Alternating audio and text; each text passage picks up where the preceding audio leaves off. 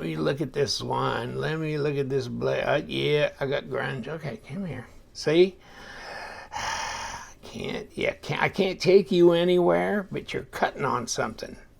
And you're messing yourself all up. Damn it. We got you defragged. Almost. Almost. I hope you're still sharp. It's D2. This is the TwoSun TS391. They actually put in the... Oh shit, what is this? I must have got into the adhesive stuff, I guess. Probably should have put some solvent on the rag and cleaned it up a little bit better. It'll be okay. It'll live. Wow. Okay, yeah. You cut through adhesive on boxes and stuff, it's like you never get that off. I put some WD-40 on a rag and it wipes right off. That's not a problem. But okay, here we go. The TS391 as it is. Green micarta. I just thought this really deserved a trip under the camera. It's a flipper. It's by TwoSun Knives. And I'm not doing that many TwoSuns these days, apparently. But what is this, D2? Yes, D2. But see this logo here? So that's the YX knives, right? YX knives, Jan Xanadu, right? So remember the YX 650 and 750 knives? And they were really cool. I think the YX 750 was VG10, the YX 650 was D2, and that was back in the day when a lot of lies were getting told about blade steel, and those tested true, okay? But of course, TwoSun always tests true for everything I've ever tested of theirs. But so this is what this is, and I saw this on White Mountain Knives, and it was $46. But the reason I got it, I didn't know it was a YX design. I just got it because that's a good looking design, isn't it? I mean, this looks, you know, so helpful. Like when you look at a paramilitary 2, like a Spyderco PM2, that looks sensible, yet it's a good looking design, but it's something that's really useful, okay, and utilitarian. And this struck me the same way. Actually, yeah, see, because this is what White Mountain Knives does with theirs. And this was $46. Then I used LTK discount code. And so it ended up as like $42. Free shipping, no tax. I mean, I you know, to me, that's a bargain. And look at the green micarta. You know, not all washed out and weathered looking, pretty regular, you know, color running through here. Okay, so we got opening on the front, none on the back. Deep carry pocket clip. And you know what? I wonder if these are all number 8s on here, because I know I know that TwoSun had been, yeah, they are. Yeah, okay. Click you into middle. Okay. But is that not a good looking design? And YX, I don't know. For some reason, they seem to have pretty good design language. Here's this lock bar. It's a liner lock, and it's 25%. There's a pretty good differential here, so it's easy to disengage. And the flipper tab hits you on the thumb. It's already over the detent ball. Good design flow coming into the bolster. And let's pop this up out of the detent. Yeah, blade handle length is good, but it's just a rectangle, right? It's pretty simple. Almost Strider-ish in the way this comes out to this. You know what I'm saying? Kinda. Lanyard hole through here. But this is more expensive than a Strider, obviously. But you know what? Hey, you can carry this, bleed it, do what you want to do, man. Flat grind, nice satin grind. And we will take it apart. And you know what? This thing, if you like a really kind of firm, snappy detent on a knife, and I guess I only speak for this one unit, but it's a pretty good pull to get this to snap open. This baby, I mean, most knives around are somewhere between a 3.8 and a 5.0. This baby's 5.5 or better on the scale. It's, 6.0 is almost uncomfortably too stiff, but this one's approaching that. That is snappy. That is snappy. But you know what? You can do a little harder detent on a knife like this because you don't have any cutaways, you don't have any thumb studs. The only way you're going to open this is the flipper tab.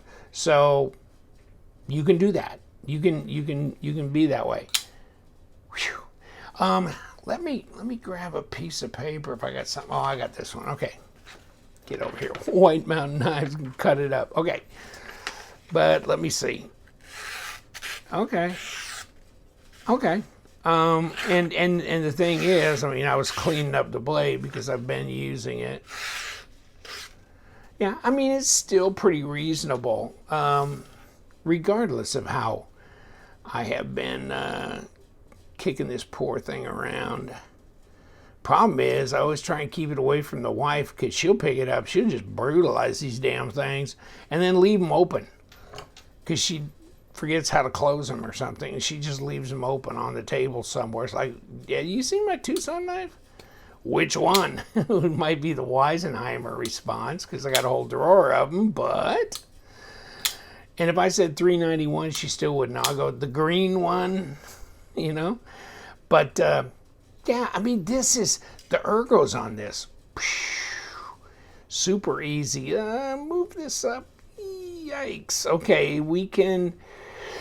Yeah, maybe not so much. I don't know if I would do that. But, I mean, you can get up here, although they didn't bring the jimping out here.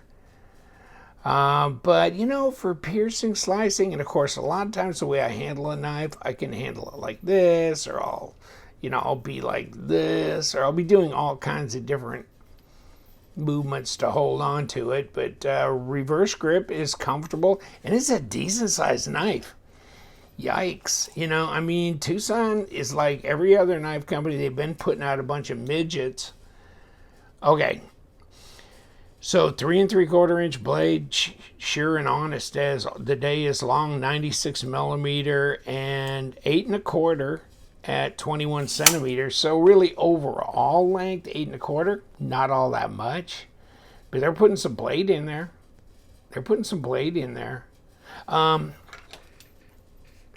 And, it's not nested liners. These are exposed. They're out there. 13.6 millimeters, 0.53. So that's a good little handful without being too fat. And 13.13 of an inch. 3.5 millimeter blade stock. Okay. So nothing wrong with that either. It's all there. It's all in. Ceramic bearings, I'm sure. We will take it apart, but yeah, I pretty much guarantee there's ceramic bearings and number 8 screws, and I mean, they're nice. The hardware's nice looking, and you get a backspacer. What? For $42? You don't get much of a box, but that's the way TwoSun. That's the way they roll. I mean, it's just. Phew. I remember when this logo was just on the cardboard. They didn't have a slip cover. Then they got all high end and put a slip cover over it. Otherwise, it was just like that. It was, whew, baby, have they come a long way? And have they made a cripe load of knives? Have they not? Okay, how much does this weigh? We know how fat it is. We know how long it is. It's reasonably sharp still. 136 grams. Let's roll it around to ounces. 4.8. It's under 5. It's under 5. Yeah, she's a hardy handful. And like I said, They really didn't, and I wonder why. I think the knife designer probably didn't call for it to be skeletonized, the liners to be skeletonized, or they would have done it. Because they do it on most of their knives. So I'm thinking, it's kind of like the knife manufacturer doesn't do it unless it's in your design, a layout. They just don't automatically think about those things, and they should actually. But so this could have been helped a bit from a weight situation by skeletonizing those liners, because they're thick enough, okay? Especially the presentation side. And this doesn't necessarily, what was I going to say? Yeah, actually, I was going to say it doesn't necessarily just drop all that freely, but it's not bad. It seems like it's getting better. It's not bad. Okay, so, it's over the detent ball pretty quick. Whew. That flipper tab, she takes a little push. Ooh. Yeah, so you ain't going to just, jack it out real easy. This is oh, not even close. Not even close. No, that's close to 6.0 on the detent scale. That baby, she's there. But great ergos. Just so much I like about this one. And I've got another one laying around somewhere else that I just got in that I'm going to do a video on. It's a titanium model too. I just haven't been paying attention to TwoSun that much, and I should be. They just keep yanking them and cranking them and doing good things with them. And this, good size knife, good in the hand, good on the price tag, that's for sure. So, I think a number 8 will be enough, right? We're on the back side. No, this presentation side. I'm sorry. Presentation side. Ooh, okay. We got her, we put a little bit on there. Well, I don't see a lot of anything there, do you? As far as, thread locker. Oh, this one. That was easy. Come on out. Oh, there you go. Okay. Next. And what's the bottom line here? Let me see what this looks like too. Yeah, those are about the same length. Okay. Looking good. Not a problem there. Any internal screws? No, but it's kind of weird, isn't it? It's not skeletonized. That's a weird look, isn't it? I can't remember the last time I just opened a knife up and it looked like that. Wow. Okay. A little strange. It's shiny. No tough edges there. No edginess or anything. And there's our blade stop, and then we've got ceramic bearings all over the damn place, right here and here and here. Okay, and then what do we got coming on here? Because there is no entry here. Okay, we got a flat. We got a D-shaped pivot, and right there, that's where it comes through. She's shiny. Wow. I'm surprised they didn't skeletonize. That's weird. Deep carry pocket clip, not all that deep carry, is it? And which begs this question. You see where these screws are? Really, you could have moved this whole clip back, right? That screw could have been right where that is and still gone through to the other side, right? And then it could have been deep carry. Why not? And you would have eliminated a screw, because then the second screw could have been up in here, about where that first screw is, and you could have eliminated a screw and made it deeper carry. I don't know. Just seems logical to me. Sometimes I think it's people get in a hurry, or they don't look at a prototype and really think about it as much as they should. So maybe that's shiny. Well, D shape, here we go. Back right up here. And a big old wad of ceramic bearings there. That's kind of interesting. They're not, I mean, they're kind of the way I like them. And where did I throw my juice? Okay, it's over here. Let's back this up. And let's put a blade on here. Oh, you know what? Where's my stop? That might help every once in a while. And let's compress the lock bar. And let's put this. So, yeah, no hazards, no problems with hardware. And we've got liner.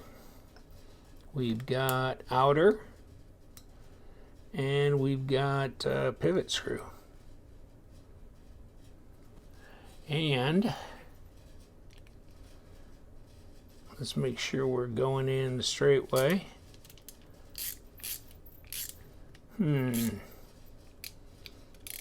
I guess this there. I mean, I saw when I was looking at that pivot, I noticed there was some thread locker on there, so I get it. And yeah, you can feel it. I guess I'm not crossing threads. It's just there's some thread locker on that, and I'm still feeling it. Okay, number 8. That's going in easy. That's not a problem. Okay, we're tightened down. Next, it should be no problem. So even though it's a very inexpensive knife, I'm not having any hardware issues, and it's centered. And have I tightened it too much? Yeah, I have. Okay, let's back it off just. Yeah, oh God, yes. Oh my God, yes. Okay, yeah, I cranked it down a little hard there. Okay, now, oh yeah, oh yeah, what a drop now. Yeah, woof. Yeah, no question. But we got any play? Nope. Are we centered? Yep. Wow, that was revealing. That really changed the drop of that knife. I mean, it wasn't bad to begin with, but look at that. It's just, now this one just, look at, just follows you. Like that. Wow. TwoSun 391. Micarta. It's, I just like the look of it. I think super, you know, super practical. And sometimes practical is good looking as well. I'm going to leave you to it. The YX Design TwoSun 391. We do love them knives, and we like these budget shooters as well, man. They are a bunch of fun. You guys, stay sharp.